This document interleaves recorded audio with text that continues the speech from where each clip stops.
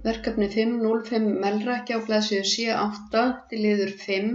Nú ætlum að setja hægri stilt númer á nöfnin yfir melrakkana, við vorum búin að ræða í stafrófsröð.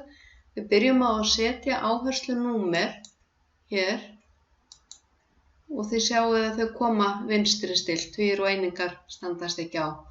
Þannig að við förum aftur hér í öruna niður og define new number format. Í staðinn fyrir left þá veljum við right. Þá koma númerin hægri stilt og þið sjáum munin þegar ég smelli hérna á OK. Þá kemur þetta svona. En við ætlum líka að hafa bil á eftir 3 punkta og ef við veljum það hér, 3 punkta á eftir,